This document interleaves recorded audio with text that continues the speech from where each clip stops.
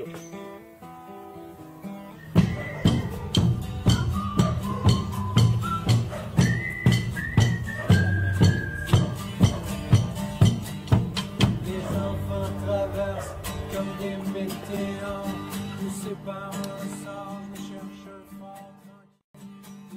La nationalisation, ben, qu'est-ce que c'est? Essentiellement, c'est de transférer à 5 300 000 actionnaires, c'est-à-dire tous nous autres, la propriété de la première puis de la plus vitale de nos richesses naturelles. Je reste là à penser que je me suis fait d'amour.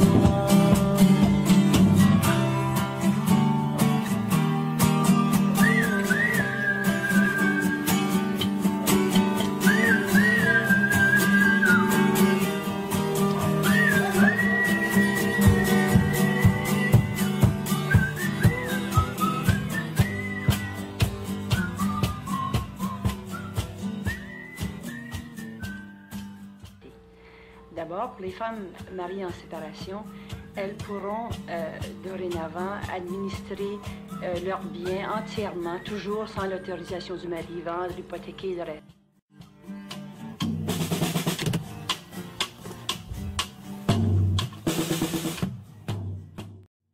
C'est une révolution dans notre société, dans toutes les sociétés. Puis c'est une révolution qui est très, très fondamentale, comme doivent l'être les vraies révolutions. En fait, c'est en train de créer une nouvelle société. Quelles sont les améliorations du système de santé depuis l'époque de la Révolution tranquille? De 1960 à 1969, lorsqu'on devait aller à l'hôpital ou recevoir des soins de système de santé, on devait débourser tous les frais, y compris les médicaments, les chambres, le médecin, etc. Puis, en 1969, il est arrivé la carte d'assurance maladie où tous les médicaments puis tous les traitements étaient payés par l'assurance maladie, puis il n'y avait pas de sélection entre les gens. Tout le monde était traité de la même façon. Puis c'est beau parce que avant, les gens qui n'avaient pas d'argent ne se faisaient pas soigner ou on devait, comme c'était trop cher, hypothéquer des maisons ou ils ne se faisaient pas soigner, tout simplement. Quels sont les droits acquis par la femme durant les années 1960? En 1960, d'abord, les dames, les femmes ont commencé à travailler. Ça, c'est dû à Mme Claire Kirkland-Casgrain, qui était avocate et puis qui a beaucoup défendu les droits de la femme, d'abord pour que les dames soient autonomes, qu'ils aient un métier, puis qu'ils puissent travailler. Parce qu'avant, quand on se mariait, on devait rester chez nous, puis l'homme devait être pour le pourvoyeur. Après ça, bien, les dames ont commencé à travailler, puis c'est de là que vient l'autonomie aussi des femmes, puis les métiers aussi, d'avoir des professions féminines, soit professeur, avocate, médecin. Fait que ça a été un grand avantage pour les dames pour être autonomes puis être capables de faire ce qu'elles veulent. Fait que ça a été un bon, selon toute l'évolution, à chaque année, il y a eu des évolutions. Il fallait aussi que le gouvernement passe des lois pour être capable de faire ce qu'on veut. C'était un bon changement pour les femmes. Puis même quand les dames devaient être opérées, parce qu'il ne voulait plus d'enfants, le mari devait signer, le médecin, là, la dame a décidé toute seule ce qu'elle veut pour elle. Qu'est-ce que vous pouvez nous dire au sujet de l'Église et de l'éducation au sein de la société québécoise de l'époque?